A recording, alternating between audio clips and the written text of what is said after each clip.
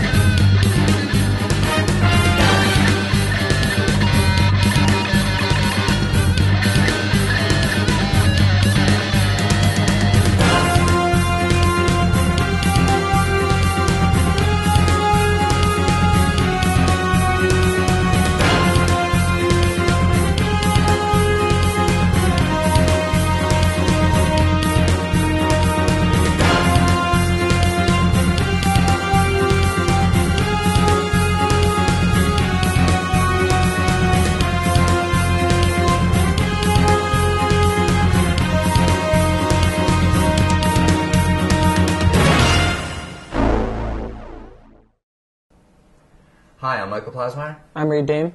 And today we're going to talk about net neutrality. So, Reed, what is net neutrality? Net neutrality is the idea that the internet should be free of restrictions on any content, platform, or mode of transportation on the information. Right. Here's the Wikipedia article on network neutrality, and they also have an article about network neutrality in the United States. We talked about the reliability of Wikipedia earlier in the episode, but I think for internet topics it's pretty fair and balanced, and it just gives you an overview if you're looking for more details about this. Internet service in most homes in the United States is provided by ISPs, Internet Service Providers. And internet service providers right now are generally large, and there's generally only a few of them. That comes important because people against net neutrality argue that you have free choice and you can switch internet service providers. But right now where I live, I can only get Verizon DSL, Comcast Cable, or Verizon Fios. I could also get dial-up, but that's really slow. Or I could get direct-wave satellite where there are large ping times. So really my only choice is Verizon or Comcast. And so it's essentially a duopoly, two companies that basically control the entire market. So they could act together and block certain services, or one of the biggest fears in net neutrality is that they block or delay or somehow cause certain websites not to appear as fast or as well according to quality of service. Essentially, they're trying to set up a tiered system where websites, if the website owner pays more, then they'll provide a greater quality of service or a greater service guarantee to that service.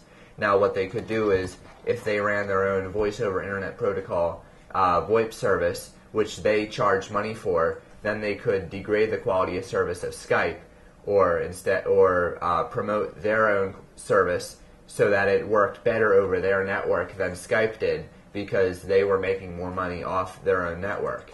So this really concerns people a lot, because they may not have the freedom to run anything over the internet. Right now, it's more or less commonly accepted that you can run pretty much anything over the internet, or at least a lot of consumers think that the internet is just an open pipeline that you can run anything off of. But internet service providers have shown that they want to limit that. Either with BitTorrent, they want to perhaps restrict or limit that because they don't like that, or they block certain ports or certain services that you can't offer because they think that problems would occur on that port, or just they want you to pay for a higher rate of service. For example, Verizon Fios blocks port 80, so that way you can't run a web server unless you have one of their business plans, and even then I don't know if they let you run it, but they're limiting what you can do with their service. And a lot of people are concerned about that, because if you don't like what Verizon's doing, your only choice is to switch to Comcast. But if Comcast is also doing it, who are you going to get that service from? So a lot of people are really in favor of having net neutrality, just having everything open, and just your internet service provider just gives you this tube. It's kind of like the water company. I've seen, like, the water company just sells you water, and they just sell it to you how much water you use. They don't charge you extra for if you water your lawn with that water, or they don't charge you extra if you take a shower with that water. So basically they just provide the water to you, and a lot of people think that your internet service provider should just provide the internet connection to you and not care or at all what's going on or block or help what's going on. Another example in a non-neutral network situation would be that you would have to buy basic web browsing, email, you would have to buy access to Skype. Every different protocol, such as BitTorrent, file transfer, you would have to pay for separately on your bill. And that's one thing that could happen if net neutrality is not protected by law. That's something that internet service providers could do right now. They haven't really stated that they want to do that, but as I mentioned before, if they have their own voice over internet protocol system, like Comcast has Comcast Voice, Verizon has their own voice service, then they could degrade the quality of Vonage or Skype, or while promoting their other quality, their own service, and their own service would not only, the money would go to them, you'd have to pay them extra for that service, but that service might cost more than the competing service. So thus they're helping out their own service against competitors, and people are very scared about that. Another example would be, let's say an internet service provider such as Comcast or Verizon hypothetically wanted to sign an agreement with Google. They could make Yahoo email slower so people would use Gmail. Right, it would be slower in comparison. And again, that's, or they could have their own Verizon email that they charge you $5 extra a month, and that works really fast on their service, but Gmail or Yahoo Mail would work relatively slower compared to their own service because of artificial limits that they're putting on the email. They could block it entirely. Or they could, your internet service provider right now is able to block that entirely. If they really wanted to be mean about it, they could just block Google entirely. They have the power to do that. Now, the free market does come up with that. If Verizon blocked Google, everyone would probably switch to Comcast. So they're not going to go out and do that tomorrow, but they could do that more subtly perhaps if they are a political opponent that they don't agree with. This has happened before accidentally, where internet service providers have accidentally blocked certain political sites, or at least had those sites show up slowly. Now, they didn't find any intent for them to do this, but that's something that they could do because they're in control of it. And if they make it appear subtle, then it's a lot different than if they just blocked a popular site like Google outright. But under the current laws, they're perfectly able, I believe, to do that at this time. Network neutrality is the idea that you can also use any device you want on the network. So if I wanted to have Windows or Mac, Firefox or Internet Explorer, I can use any device that I want. As long as it's not harming their other people's internet connection, I can use that to access my services. And this is generally accepted what's going on right now, and this is actually one of the reasons why the internet has become so popular, is because any device is on it. And right now, all the internet service providers are allowing you to use any device to access their network. But in the future, they could theoretically decide that only Dell computers could access their network. Now, this would be a bad choice for them to do because everyone would switch to a competitor. But, as I said, there are more subtle ways they could do it. They could provide faster service for Dell computers or something like that. But it's just something that a lot of people feel should be protected by law in the future.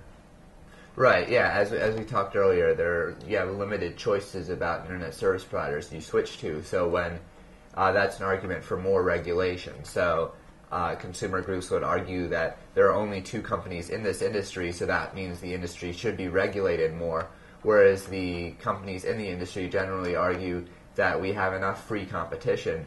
But we believe, here in Havertown, you only really have two choices for internet service. So is that really, free competition?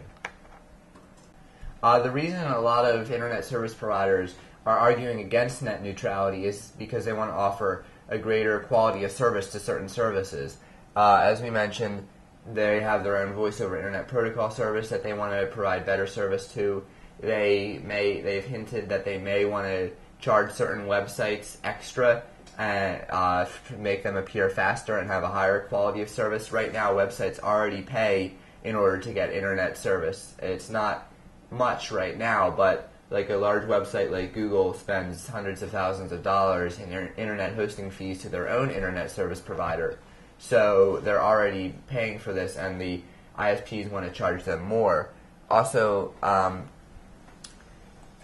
basically they want the freedom to do what they want with their network. They generally do not like more regulation on their network. And also with this, they've also argued that perhaps like medical imagery or something should have a higher quality of service. They're using, the argument, something that's hard to argue against. If you say, it's hard to argue and say that medical imagery should not be delivered faster than your normal, just for fun YouTube video.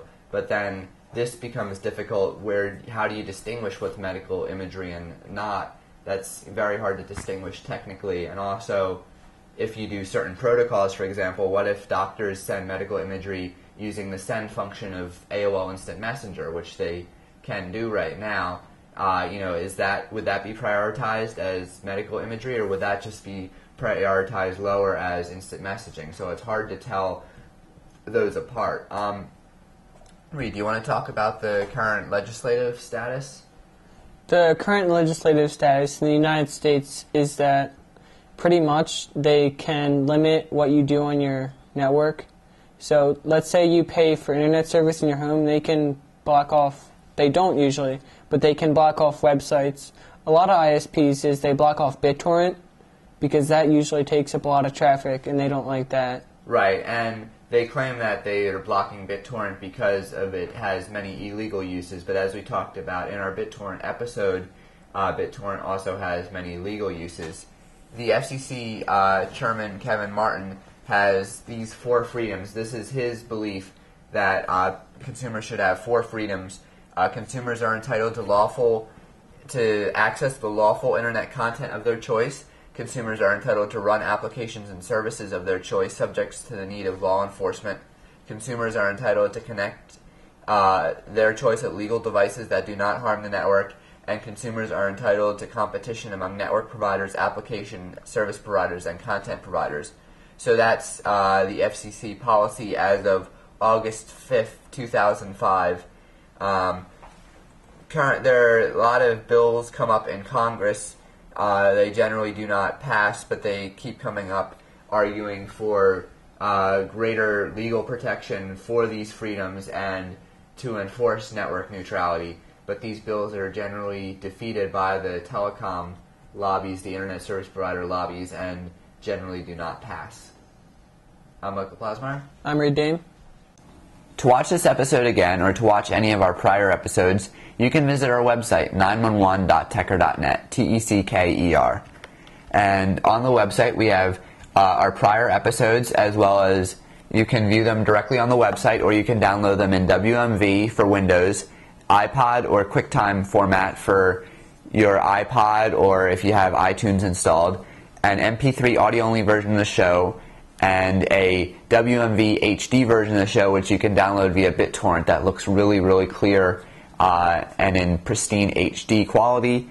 And instructions for downloading via BitTorrent are also on the site. On the right-hand side, we have more information about us and about each of the members of the show, as well as quick links to all of our prior episodes and links to the RSS feeds for each of the formats that we release the show in, and links to subscribe to the show in iTunes if you have an iPod, an Apple TV, an iPhone, any Apple device. You can click on that link in either video or audio format. You can also, in iTunes, search for Tecker, T-E-C-K-E-R, in the iTunes store, and then you can find our podcast that you can subscribe to free. Also, if you do not have an iPod, if you have like a generic MP3 player, then you can use you can still listen to our show if on our website you subscribe to this MP3 audio version in a feed catcher, in a podcatcher like Juice. You can search for Juice on Google, download that program, and then it'll load the shows automatically onto your generic MP3 playing device. If you have any questions about the show or about technology, you can send us an email at 911@tecker.net, or you can leave us a voicemail at 610-572-2847. Thank you so much for watching Tecker 911.